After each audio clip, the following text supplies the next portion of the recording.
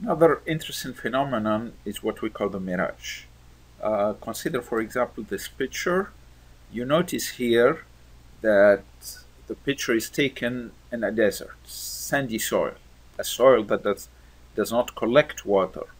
But then in the picture, we see actual reflections of the tree that might be reminiscent of a reflection of a lake, for example. And there is no lake here. We know there is no lake here. So why do we see this image?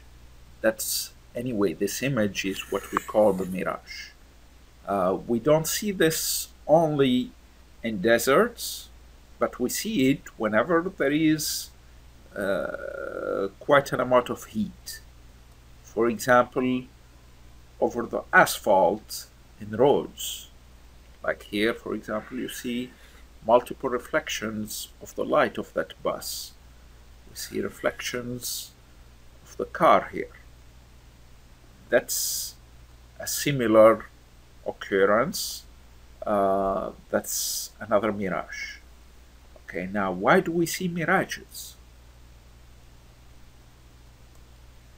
This may be the best explanation that I was able to find. Notice that we have an image here of a tree. And then this is the actual mirage of the tree.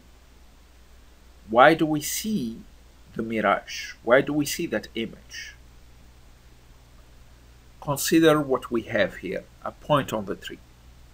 Of course, we are going to have light that's reflected off the branches that are going to travel straight to the eye of the observer. But then, like in all cases, light is going to be reflected in all directions. Some of it is going to be reflected along this path B. Normally, this light would move on a straight line. However, the index of refraction of air depends on the temperature.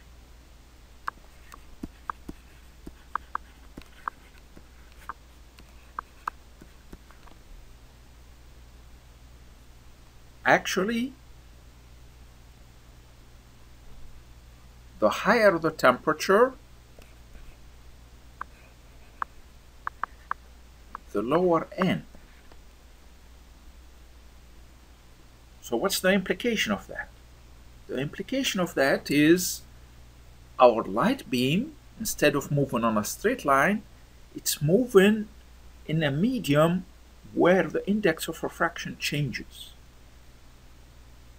And it can happen that the index of refraction changes enough so it can cause the beam to curve that much. Okay, once it curves that much, if it's going to reach the eye of the viewer is going to see the same image of that branch, but looking like it came from here, like it came through that straight line. And that's the reason for the mirage.